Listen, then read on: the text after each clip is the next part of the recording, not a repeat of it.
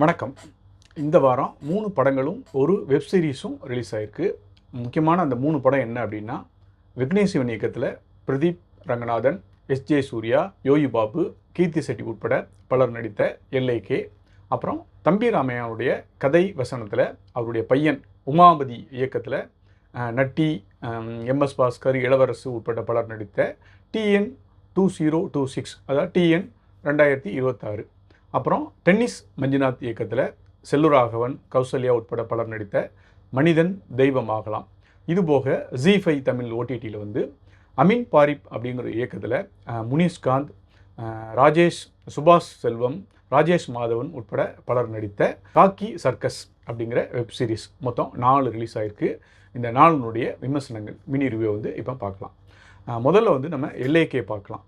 எல்.ஐ.கே என்ன அப்படின்னா, ஒரு ஆப். அதாவது எஸ்.ஜே. சூர்யா வந்து ஒரு டிஜிட்டலில் ஒரு பெரிய டானாக இருக்கார். அவர் வந்து எல்.ஐ.கே லைஃப் இன்சூரன்ஸ் கம்பெனி அப்படின்னு ஒரு ஆப்பை ரிலீஸ் பண்ணுறாரு. அந்த ஆப் மூலயமா நண்பர்கள் வந்து காதலராகிறாங்க.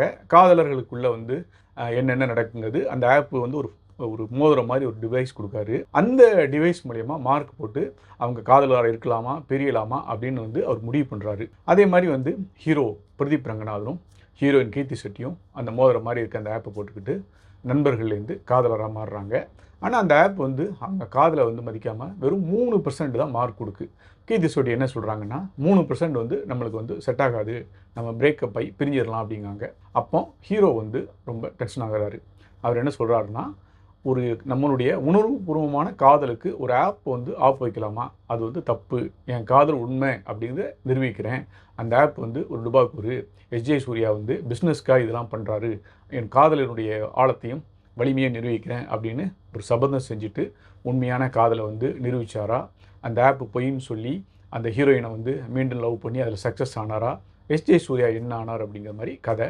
நீங்கள் வந்து கேட்கலாம், இந்த மாதிரி ஆப் இந்த மாதிரி இதெல்லாம் வந்து செட் ஆகுமா, இதெல்லாம் நடக்கக்கூடிய காரணமா அப்படின்னா, இது நடக்கக்கூடியது தான். ஏன்னா இந்த கதையே 2040 நடக்கு. கிட்டத்தட்ட நம்ம நிலையிலேருந்து ஒரு 16 வருஷம் தாண்டி நடக்கிற மாதிரி கதையை வச்சுருக்கிறாரு. அந்த சமயத்தில் டிஜிட்டல் யுகம் ஃபுல் அண்ட் ஃபுல் டிஜிட்டலாக மாறி இருக்குது. சென்னையை வந்து அவ்வளோ அழகாக காமிக்கிறாங்க. சென்னை வந்து கலர்ஃபுல்லாக இருக்குது. எல்லாருடைய கையிலையும் வந்து ஃபோன், ஒரு வித்தியாசமான ஃபோன் இருக்குது. எல்லாமே இன்ஃப்ளூன்சராக மாறிடுறாங்க. வியூஸுக்கும் லைக்கும் அடிச்சுக்கிட்டுதாங்க. அதனால் மனநலம் பாதிக்கப்படுதாங்க. அந்த மனநலம் பாதிக்கப்பட்டவங்களுக்கு இந்த ஆப்பில் டிஜிட்டலில் எல்லை மீறவங்களுக்கு தண்டனையாக பசுமை உலகம் அப்படின்னு ஒரு தனி உலகத்தை வச்சு அங்கே செல்ஃபோன்லாம் உடைச்சி அவங்களுக்கு புத்திமதி சொல்கிற ஆளாக வந்து நம்மளுடைய சீமான் வந்து வராரு. இப்படிலாம் வந்து கதை போயிட்டுருக்கு. இந்த கதையோட முக்கியமான விஷயம் என்ன அப்படின்னா, காதல், அப்புறம் அப்பா பாசம், அப்புறம் முக்கியமாக இந்த டிஜிட்டல் இந்த வியூஸு லைக்லாம் அடிமையாகாதேங்க. அதை விட உலகத்தில் வந்து அன்பு, பாசம், காதல்லாம் இருக்குது அப்படிங்கிறத வந்து விக்னேஷ் சிவன் சொல்லியிருக்கிறாரு. மற்ற படங்கள் மாதிரியே அதே துருதுருப்பு, அதே விறுவிறுப்பு, அதே ஸ்டைலு, கிட்டத்தட்ட அதே கட்டவார்த்தை பேசி நடிச்சிருக்கிறாரு பிரதீப் ரங்கநாதன். அவருடைய நடிப்பு, டான்ஸு, எமோஷ்னல் எல்லாமே நல்லாயிருக்கு. அனிருத்தும் விக்னேஷ் சிவனும் கூட்டணி பற்றி கேட்க வேண்டாம். பாடல்கள் வந்து தீமா பாடல் வந்து எல்லாமே நல்லாயிருக்கு.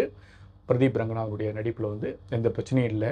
ஆனால் முந்தைய படங்கள் மாதிரியே இதுலேயும் நடிக்கிறாரு. முந்தைய படங்கள் மாதிரியே அதே மாதிரியான எமோஷன், அதே மாதிரியான ஒரு பாடி லாங்குவேஜை காமிக்கிறாரு. இது அவருடைய வளர்ச்சிக்கு நல்லதாங்கிறது அவர் தான் தெரிஞ்சுக்கணும். ஏன்னா தனுஷ் மாதிரி அவர் வரணும்னு ஆசைப்பட்டார். தனுஷ் மாதிரி நடித்தார். தனுஷ் ஒரு காலகட்டத்தில் தன்னுடைய நடிப்பை வந்து மாற்றிட்டார். ஆக்ஷன், சென்டிமெண்ட், காமெடி, அப்புறம் வந்து கெட்டப் மாற்றுறது, மற்ற லாங்குவேஜ், அப்புறம் வந்து 2 ஹீரோ சப்ஜெக்ட்லாம் கூட போகிற அளவுக்கு மாறிட்டார்.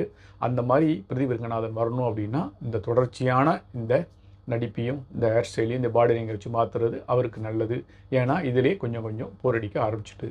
அப்புறம் கீர்த்தி செட்டி உண்மையிலே நல்லா நடிச்சிருக்காங்க, அழகாக இருக்காங்க. ஆனால் எமோஷ்னலான காட்சிகளில் இன்னும் கொஞ்சம் நல்லா நடிச்சிருக்கலாம். இதுபோக படத்தில் ரொம்ப நல்லா நடிச்சிருக்கிறது யார் அப்படின்னா, எஸ்.ஜே. சூர்யா. அந்த டிஜிட்டல் உலகத்தினுடைய அந்த அதிபர் டானா வராரு. அவர் தான் வந்து நான் நினச்சா காதலை பிரிக்க முடியும், நான் நினச்சா காதலை வந்து சேர்க்க முடியும் அப்படிங்கிற மாதிரி ஒரு மென்டாலிட்டி கொண்ட ஒரு பெரிய ஒரு தொழிலதிபராக வராரு. அவருக்கும் ஹீரோவுக்கான அந்த சண்டை தான் படம் வந்து இருக்குது.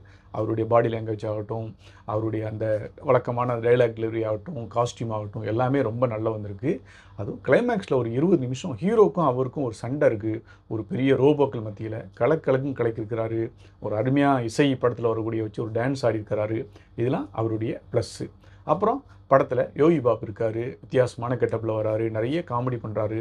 ஆனால் ரொம்ப ஒர்க் அவுட் ஆகலை அப்படின்னு தான் சொல்லணும். ஏன்னா கீர்த்தி செட்டி வயசு தெரியும், நம்மளுக்கு யோகி பாபு வயசு தெரியும். யோகி பாபு கீர்த்தி செட்டியை காதலிக்கிற மாதிரி ஒரு கதை போது அது வந்து பெருசாக வரல, சிரிப்பு ரொம்ப வரல. அப்புறம் வாழை மீனுக்கும் விலங்கு மீனுக்கும் புகழ் மாளவிகா. அந்த மாளவிகா வந்து ஹீரோயினுடைய அம்மாவாக இதில் ப்ரமோஷன் ஆகியிருக்காங்க. அம்மாவாக உண்மையிலே நல்லா பண்ணியிருக்காங்க. அவங்க மூலியமாக ஒரு நல்ல கருத்தை சொல்கிறாரு. அதாவது எப்போ பாரும் இந்த ஃபோனு, வாட்ஸ்அப்பு, டிஜிட்டலு, வியூஸு இதுக்கு இல்லாமல் குடும்பத்தை கவனிங்க அப்படிங்கிற ஒரு நல்ல கருத்தை சொல்லியிருக்காங்க. இப்படியா படும்போது சின்ன சின்ன கேரக்டராக நிறைய பண்ணியிருக்காங்க. படம் வந்து ரவிவர்மன் கேமரானால ரொம்ப கலர்ஃபுல்லாக இருக்குது.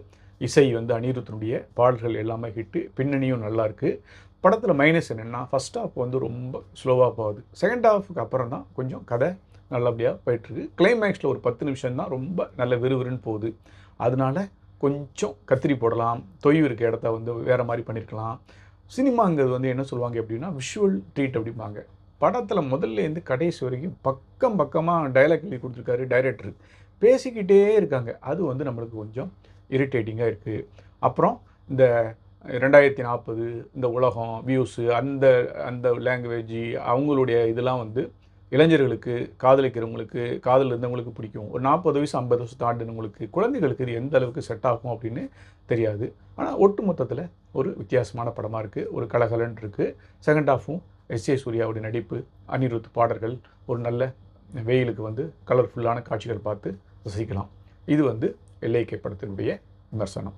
அடுத்து தம்பிராமையா அவனுடைய கதை வசனத்தில் நம்ம சொன்ன மாதிரி அவருடைய பையன் உமாபதியை இயக்கியிருக்க படம் தான் டிஎன் 2026.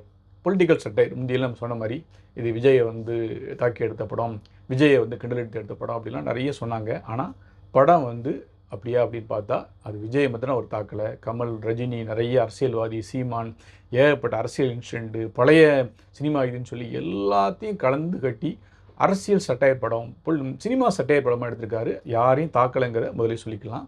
ரொம்ப நல்லா இருக்குது. குல்கந்த் குமார் அப்படிங்கிற கேரக்டரில் வராரு நம்ம நட்டி. குல்கந்த் குமார் யாருன்னா ஒரு குல்கந்த் விற்கிற ஒரு வடநாட்டுக்காருக்கோ தமிழ்நாட்டு யாருக்கோ பிறந்தவரோட பையன். அண்ணா நகர் டவர்கிட்டயோ பார்க்குக்கிட்டேயோ குல்கந்த் விற்கிறவர் திடீர்னு ஹீரோ ஆகிறாரு. அவரை வந்து மன்றாடியார் என்று சொல்லப்படக்கூடிய பண்ணையார் தம்பிராமையா வந்து ரொம்ப பாசம் வச்சு பெரிய ஹீரோவாக வளர்க்குறாரு. அவங்க 2 பேருக்குள்ள நட்பு அப்படி வளர்ந்துட்டே போகுது. இது ஃபஸ்ட் ஹாஃப். அந்த குல்கந்த் குமாருங்கிற தப்பாக தமிழ் பேசி ஒன்றுமே தெரியாமல் அப்பாவியாக இருக்கிற நட்டியை வந்து எப்படி super star, golden star gulkand குமாரை மாறுறாருங்கிறது ஃபஸ்ட் ஹாஃபு. அதில் நிறைய காமெடி இருக்குது, எமோஷனல் இருக்குது. குல்கந்த் குமார் ஒய்ஃபும் அவங்களுக்கு சண்டைன்னு நிறைய சினிமா விஷயங்களை அழகாக சொல்லியிருக்காரு. ரெண்டாவது பாதி என்ன அப்படின்னா குல்கந்த் குமாருக்கு திடீர்னு அரசியல் ஆசை வந்துடுது. அவர் அரசியல் கட்சி ஆரம்பித்தாரா, சிஎம் ஆனாரா, அவருக்கு வந்து வலகை மாதிரி காட்ஃபாதராக இருக்கக்கூடிய தம்பிராமையா என்ன பண்ணுறாரு அப்படிங்கிற மாதிரி போகுது. படத்தோட பெரிய ப்ளஸ்ஸே என்னென்னா நம்ம சொன்ன மாதிரி அந்த காமெடி டோன் ரொம்ப நல்ல ஒர்க் அவுட் ஆகிருக்கு. ஏன்னா தம்பிராமையாவே கதை வசனம் எழுதியிருக்கனால அவருடைய அனுபவம், அவருடைய நடிப்பு, பையனுக்காக அவர் கொடுத்த அந்த டைலாக் எல்லாமே நல்ல ஒர்க் அவுட் ஆகிருக்கு. நட்டியுடைய சினிமா வாழ்க்கையில் இது ரொம்ப முக்கியமான படம் அப்படின்னு சொல்லலாம். ஏன்னா அந்த அந்த குல்கந்த் குமார் கேரக்டராகவே வாழ்ந்திருக்காரு. அது ஃபஸ்ட் ஹாஃப் ஃபுல்லாக அவரோட பாடி லாங்குவேஜ், அந்த ஹிந்தி கலந்து பேசுகிறது, அவமானப்படுறது, ஹீரோயினும் அவருக்கான சீனு, தம்பிராமையாவுக்கும் அவருக்குமான சீனு, அப்புறம் ஒரு பொண்ணை வந்து லவ் பண்ணுறாரு, இன்னொரு ஹீரோயின் மேலே லவ் பண்ணுறாரு, ஒய்ஃபை கலட்டி விட்டுறாரு அப்படின்னு சொல்லி ரொம்ப நல்லா பண்ணியிருக்காரு. செகண்ட் ஹாஃப் வந்து அது கொஞ்சம் இறுகமாயிருந்தார். ஏன்னா அவர் வந்து அரசியலுக்கு வந்ததுனால அப்படி இந்த சேரில் வந்து கால் மேலே கால் போட்டுக்கிட்டு அரசியலில் என்ன பண்ணலாம், எப்படி சிஎம் ஆகலாம், என்ன காய் நட்டலாம் மாதிரி டோன் போகுது. ஆனாலும் அவருடைய கேரக்டரு ரொம்ப நல்லாயிருக்கு. நிறைய நடிகர்களை பிரதிபலிக்குது. நிறைய அரசியல் தலைவர்களுக்கு கூட அவருடைய கேரக்டர் லைட்டாக டச் பண்ணுது. நீங்கள் 1-2 தடவை பார்த்தீங்கன்னா ஓ இந்த சீன் இல்லை, இது அப்போ நடந்தது இல்லை, இது அவர் இல்லை அப்படின்னு சொல்லி புரியும். ஏன்னா ஒரு இடத்துல கூட வாய்ப்பில்லை ராஜா அப்படின்னு ஒரு டைலாக் வருது. தேட்டரில் கை தட்டுதாங்க. உங்களுக்கே தெரியும் வாய்ப்பில்லை ராஜான்னு யார் சொல்கிறாங்கன்னு. அதேமாதிரி கமல், ரஜினி எல்லாரையும் கலாச்சிருக்காங்க. ஆனால் நாகரிகமாக நல்லாயிருக்கு. செகண்ட் ஹாஃப் சொன்ன மாதிரி அரசியல் வந்து நிறைய சம்பவங்களையும் கனெக்ட் பண்ணியிருக்காங்க. ஆதவ அர்ஜுனாவுக்கு பதிலாக நாகார்ஜுனா அப்படிங்கிற மாதிரி ஒரு கேரக்டர் பேர் சொல்கிறாரு. அப்போ கைத்தட்டல், கூவத்தூர் சம்பவம் மாதிரி இருக்குது. அப்புறம் வந்து ப்ரெஸ் மீட்டு, பொதுக்குழு அப்படி இப்படி நிறைய விஷயங்களை பண்ணியிருக்காரு. அது வந்து ஒரு மாதிரி போகுது. படத்தோடைய ப்ளஸ் என்ன அப்படின்னா நல்ல கலகல நல்ல ஜாலியாக போகுது. தம்பிராமையாவும் அந்த மன்றாடியார் கேரக்டர்லையும் நல்லா நடிச்சிருக்காரு. அப்புறம் வந்து அந்த ஹீரோவோட மேனேஜர் மாதிரி ஒரு காட்ஃபாதர் மாதிரி நல்லா நடிச்சிருக்காரு. அரசியல்வாதியாக நட்டி மாறும்போது இவர் பொதுச் செயலாளராக நம்மளே சில எதிர்பார்க்குற பொதுச் செயலாளர் மாதிரி நல்லா பண்ணியிருக்காரு. அவரோட கேரக்டருக்கும் நிறைய ஷேடாக இருக்குது, நல்லா பண்ணியிருக்காங்க. ஹீரோயினை வராங்க சிரிடான், அவங்க நல்லா பண்ணியிருக்காங்க. யாசிகா ஆனந்துக்கு ஒரு சாங் இருக்குது. சாந்தினி தமிழரசன் வந்து அந்த 80-90 உள்ள ஹீரோயினை வராங்க. அவங்களோட கேரக்டர் நல்லாயிருக்கு. அப்படி கட் பண்ணால் செகண்ட் ஹாஃபுக்கு அப்புறம் அவங்க இன்னொரு பேருள்ள ஒரு நடிகையை வராங்க. அதுக்கு ஒரு நல்ல ஒரு ட்விஸ்ட் இருக்குது. அதெல்லாம் வந்து தேட்டரில் ரொம்ப ரசிக்கிற மாதிரி இருக்குது. கிளைமேக்ஸு கொஞ்சம் வேறு மாதிரி இருக்குது. கிளைமேக்ஸ் இன்னும் கொஞ்சம் காமெடியாகவும் நல்ல ஜாலியாகவே எடுத்துக்கலாம். இது வந்து இந்த படத்துடைய போக்காக இருக்குது. முதல் பாதியில் இருந்த அந்த கலகலப்பு இது வந்து செகண்ட் ஹாஃபில் கொஞ்சம் மிஸ்ஸிங்கு. ஏன்னா அந்த அரசியல் கலந்து போகிறனால அந்த கமர்ஷியல் விஷயங்கள் கம்மியாகுது. அதை கொஞ்சம் நல்ல கவனம் செலுத்தியிருந்தால் படம் ஹிட்டாக இருக்கும். அதே மாதிரி கிளைமேக்ஸும் நான் சாண்டி வராரு, யாரோ வராங்க, அது ஒரு மாதிரி ஒரு பாணியில் போகிறது வந்து கொஞ்சம் இதாக இருக்குது. மற்றபடி படம் வந்து ரொம்ப நல்லா இருக்குது. நல்லா ரசித்து சிரித்து டைலாக்லாம் வந்து அனுபவித்து நல்லா என்ஜாய் பண்ணலாம். யாரையும் காயப்படுத்தாதனால நம்ம எந்த ரசிகரோ, விஜய் ரசிகராலும் சரி, கமல் ரசிகரோ, ரஜினி ரசிகரோ, மற்ற கட்சிக்காரங்களோ யாருமே வந்து இதை புண்படுத்த மாதிரியோ கோவப்படுத்த மாதிரியோ எதுவுமே இல்லை. அந்த அளவுக்கு உமாபதியோட இயக்கமும் தம்பிராமையாவுடைய கதை வசனமும் நட்டியோட நடிப்பும் ரொம்ப நல்லாயிருக்கு. மனிதன் தெய்வமாகலாம். மனிதன் எதுக்கு தெய்வமாகறான், செல்வராகவன் வந்து எப்படி தெய்வமானார் அப்படிங்கிற மாதிரி கதை டென்னிஸ் மனிதநாத் இயக்கின படம். இது என்ன அப்படின்னா, இந்த சேலம் அந்த மாதிரி சமயத்தில் ஒரு சின்ன ஒரு ஊர் கிராமம், இன்னும் ரோடு போடாததுனால அங்கே நிறைய பிரச்சனைகள், குழந்தைகள் வந்து ஸ்கூலுக்கு போக முடியல, மருத்துவம், நிறைய பிரச்சனைகள், அரசியல்வாதிகளுக்கும் அவங்களுக்கும் பஞ்சாயத்துன்னு அப்படியே போயிட்டே இருக்குது. ஹோட்டலில் நடந்துகிற செல்வராகவன் வந்து இதனால் எப்படி பாதிக்கப்படுதாரு அப்படிங்கிற மாதிரி ஒரு கொஞ்சம் சீரியஸான படம். என்ன அப்படின்னா, முதல்ல அந்த ரோடு பிரச்சனையினால் ஒரு குழந்தை இறந்து போகுது. அதுக்கப்புறம் இன்னொரு அம்மா இறந்து போகிறாங்க. ஒரு கட்டத்தில் செல்வராகவன் வீட்டிலே ஒரு பெரிய ஒரு துக்ககரமான நடக்குது. அப்போ வந்து இந்த செல்வராகவன் என்ன நினைக்கிறாருன்னா, ரோடு தான் இதுக்கு பிரச்சனைங்கும் போது ஒரு ட்விஸ்ட் வருது. இது ரோடு மாத்திரம் காரணம் இல்லை, கந்துவட்டி கொடுமையினால் பெண்கள் பாதிக்கப்படுறாங்க, அதனாலேயே இந்த பிரச்சனைன்னு தெரிய அந்த கந்துவட்டி பண்ணுற நம்மளுடைய மைம் கோபியையும், அப்புறம் வந்து அவருக்கு துணையாக இருக்கக்கூடிய போலீஸையும், அந்த குழந்தை சாவை வந்து மறைத்த ஒரு டாக்டரையும் செல்வராகவன் என்ன சம்பவம் பண்ணிவிட்டு ஊருக்கு ரோடை கொண்டு வராரு, எப்படி தெய்வம் மாறாரு மாதிரி ஒரு கதையை கொண்டு போயிருக்கிறாரு. முழுக்க ஒரு சீரியஸான ஒரு மாதிரி சப்ஜெக்ட்டு. செல்வராகவனை பொறுத்த வரைக்கும் ஓகே, நடிப்பு 1-2 சீன் நடிச்சிருக்காரு. ஆனால் இன்னும் நல்லா நடிச்சு தான் நல்லாயிருக்கும்.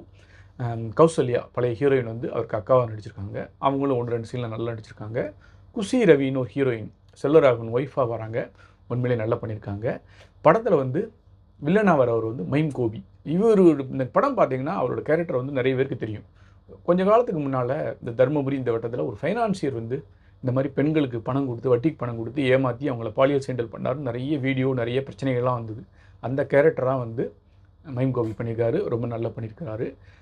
முதல் பாதி கொஞ்சம் ஒரு மாதிரி சீரியஸாக போகுது, செகண்ட் பாதி சோகம் போகுது, கிளைமேக்ஸில் ஒரு வன்முறை இதுன்னு இருக்குது. கொஞ்சம் ஒரு மாதிரியான படம், ஆனால் ஒரு நல்ல கருத்தை சொன்னனால டைரக்டர் பாராட்டலாம். ரோடு பிரச்சனையையும் கந்துவட்டி பிரச்சனையும், அந்த பெண்கள் வந்து இந்த மாதிரி வட்டிக்கு பணம் வாங்கிட்டு அந்த மாதிரி குண்டர்களால் கொடூரமான மனசுள்ளவங்களால் எப்படி பாதிக்கப்படுறாங்கன்னு சொன்ன விதத்தில் நம்ம டென்னிஸ் மஞ்சுநாத்தை பாராட்டலாம். செல்வராகவனுக்கு நம்ம திருப்பி சொல்லுவது தான், பெரிய டைரக்டர், ஏகப்பட்ட நடிகர்களை வந்து வேலை வாங்கினவர். அவர் நடிக்கும்போது இன்னும் கொஞ்சம் மெருகேற்றி தன்னுடைய கேரக்டரோட தன்மையை வந்து நடித்தா நல்லாயிருக்கும் அப்படிங்கிறது மனிதன் தெய்வமாகலாம் படம்.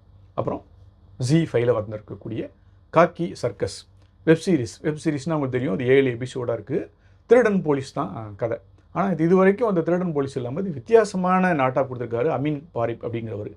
என்ன நாட்டு அப்படின்னா, கண்ணகி ஆண்டாள்புரம் அப்படிங்கிற ஊரில் வந்து ஒரு சப்ஜெயில் மாதிரி இருக்குது. அங்கே வந்து ஜெயிலராக இருக்கிறாரு முனிஷ்காந்த். அவர் ஜெயிலர் மாத்திரமில்ல, ஒரு பெரிய எழுத்தாளர், நிறைய புக்கு எழுதியிருக்கிறாரு. ஜெயிலுக்கு வர கைதிகளுக்கெல்லாம் புக்கை கொடுத்து படிக்க சொல்லி அதுலேருந்து கேள்வி கேட்குறது, புத்தகங்கள் மூலியமாக இந்த சமூகத்தை மாற்றத்தை கொண்டு வர முடியும் அப்படின்னு நினைக்கக்கூடிய ஒரு வித்தியாசமான ஒரு ஜெயிலராக இருக்கார். அந்த இதில் வந்து போலீஸாக இருக்கிறவர் வந்து சுபாஷ் செல்வம் அப்படின்னு நல்லா துருதுருன்னு நிறைய படத்தில் நடித்தவர். அவர் வந்து வந்திருக்கிறாரு. அப்போ அந்த ஜெயிலுக்குள்ளே ஒரு கண்ணகி கோயில் இருக்குது. கண்ணகி கோயிலுக்கு யாரெல்லாம் வராங்களோ அவங்களுக்கெல்லாம் வந்து உண்டியல் போட வச்சு அந்த கைதிகளை வந்து திருத்ததுக்கு சில அட்வைஸ் பண்ணுறாரு முனிஷ்காந்த். அந்த உண்டியல் வந்து நிரம்பிடுது. திடீர்னு பார்த்தா ஜெயிலுக்குள்ளே இருக்கிற கோயிலில் இருக்கிற அந்த உண்டியல் காணாமல் போயிடுது. அதுக்குள்ளே சில லட்சம் பணம் இருக்குது அப்படிங்கிற மாதிரி சொல்கிறாங்க. ஜெயிலில் இருக்க உண்டியலே காணாமல் போயிட்டா அப்படின்னு சொல்லி ஜெயிலரும் அந்த நம்ம கதை நாயனாக இருக்கக்கூடிய சுபாஷ் செல்வமும் பதறாங்க. மற்ற போலீஸ்லாம் சேர்ந்து யார் திருடிருப்பா அப்படின்னு விசாரணை தொடர்றாங்க. இதுதான் இதோட முக்கியமான நாட்டு. யார் திருடிருக்கா அப்படிங்கும்போது அப்படி அடுத்த எபிசோடில் வருது. ஒரு கண்டக்டர் நம்ம ரொம்ப அருமையாக பண்ணியிருக்காரு, ராஜேஷ் மாதவன் மலையாள நடிகர். படத்தில் அவர் வந்து வில்லனாக இருந்தால் கூட அவர் தான் ரொம்ப ரொம்ப முக்கியமான கேரக்டர். கண்டக்டராக இருந்தால் கூட அவர் வந்து தன் காதலிக்காக சின்ன திருட்டை செய்கிறார். ஒரு கட்டத்துக்கு மேலே அந்த காதலியினோட நலனுக்காக இல்லை அவர் வெளிநாடு ஏதோ செட்டில் ஆகிறதுக்காக உள்ளே புகுந்து அடிச்சிருந்தார். ஜெயில் உள்ளே புகுந்து அந்த உண்டியலை தூக்கிடுறாரு. போலீஸ் இவங்களுக்கும் அவர் தான் தூக்குனார்னு தெரியுது. அவருக்கும் தெரிஞ்சுது சவால் விடுறாரு என்ன பிடிச்சி பாருன்னு. ஆனால் முனிஷ்காந்த் மாத்திரம் நம்ப மாட்டிருக்காரு.